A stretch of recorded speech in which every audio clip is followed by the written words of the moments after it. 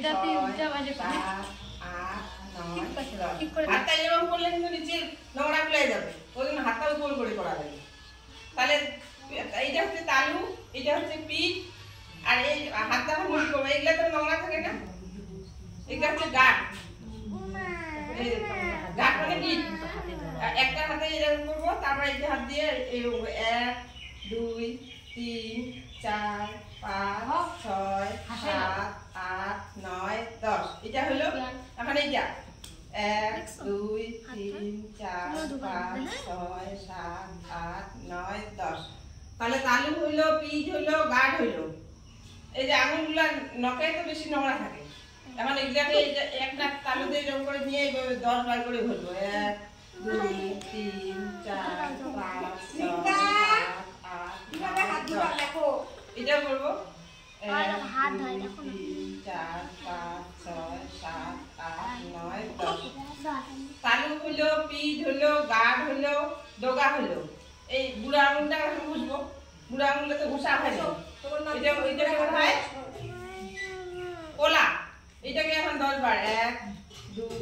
3 4 5 6 7 8 9 10 তারপর এটাকে 1 2 3 4 5 6 7 8 9 10 তাহলে কয়টা পদ্ধতি হলো একটা তালু পিঠ দুইটা গাঁট তিনটা ডগা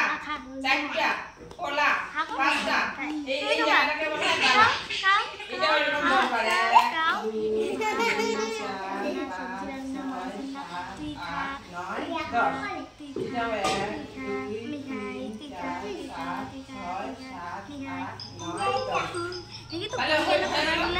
প্রত্যেকটা 10 বার করে আর পদ্ধতি হচ্ছে 6টা তালু পিঠ গাঁট ডগা কলা বালা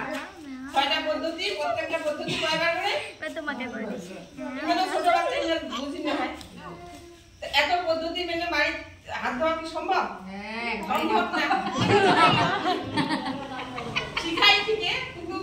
এটা কিন্তু ব্যক্তিগত একটা পার্সোনাল ওরাটা ভালো একবারে না জীবনে রাখা যাবে না হাতটা উপর করে এরকম করে রাখা লাগবে এরকম করে রাখার পরে হাতটা যখন শুকাবে তখন ওই হাত দিয়ে আমরা খাবো মনে করে হাতটা আমরা কি করি সাধারণত হাত ভিজা আছে ওদিকে ভিজে কাপড় মুছি ফেলানি মুছা যাবে না বা গামছা আছে গামছা দিয়ে মুছি ফেলানি তারপর হয় ওই বাচ্চাটা ওইটা হাত দিয়ে খাওয়া দিচ্ছে তাহলে গামছাটা তো অনেক গামছাটা কি আমরা বাইরে শুকিয়ে দিই ধুলা বালি অনেক ময়লা পড়ে তাহলে গামছাটা মুছি নি তাহলে হাতটা এত ভালো করে ধোয়ার কোনো প্রয়োজন নেই মাছ রান্না আছে নি গামছা মুছিয়ে মন